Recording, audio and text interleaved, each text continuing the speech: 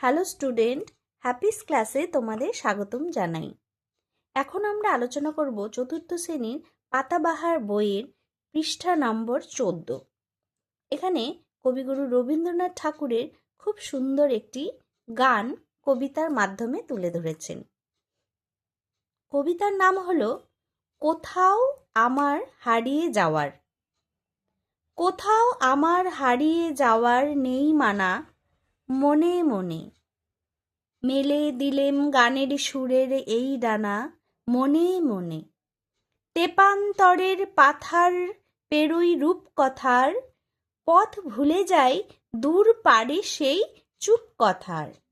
পারুল বনের চম্পারে মোর হয় জানা, মনে মনে সূর্য যখন অস্ত পড়ে ঠুলি, মেঘে মেঘে আকাশ কুসুম তুলি।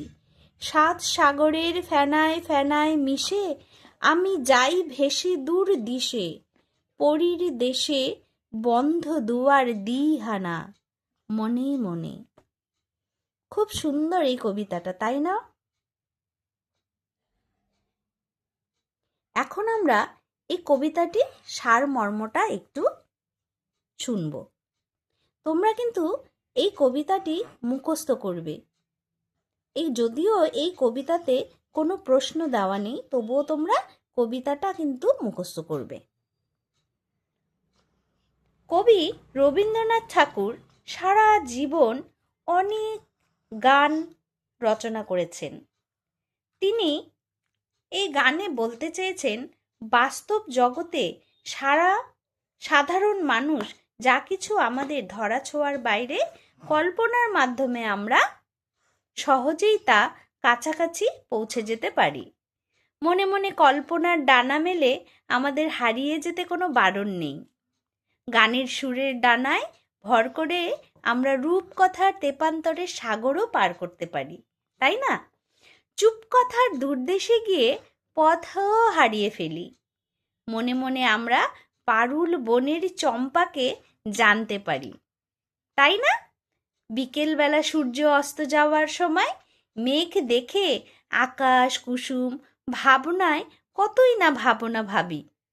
সাত সাগরের ফেনায় ফেনায় মিশে আমরা দূর দিকে ভেসে যেতে পারি। মনে মনে কল্পনার মাধ্যমেই আমরা পরীর দেশের যে বন্ধ দরজা, সেখানেও পৌঁছে যেতে পারি। কি সুন্দর, তাই না এই কবিতাটি? কবিতার নিচে দেখো, এই নীল লাইনের মধ্যে একটু কিছু রবীন্দ্রনাথ ঠাকুর সম্পর্কে দেওয়া আছে। কি লেখা আছে একটু পড়ি আমরা। রবীন্দ্রনাথ ঠাকুর 1861 সালে জন্মগ্রহণ করেন এবং তার মৃত্যু হয় 1941 সালে। বাংলা ভাষার অন্যতম শ্রেষ্ঠ গীতিকার এবং সুরকার। তার রচিত গানগুলি গীতিবিতান নামের বইতে কয়েক খণ্ডে ধৃতিত রয়েছে, আর গানগুলির স্বরলিপি বিভিন্ন খণ্ডে রয়েছে স্বরবিতান নামের বইয়ে। দেখেছ? এগুলো তোমরা একটু পড়ে নিও, তাহলে অনেক কিছু জানতে পারবে।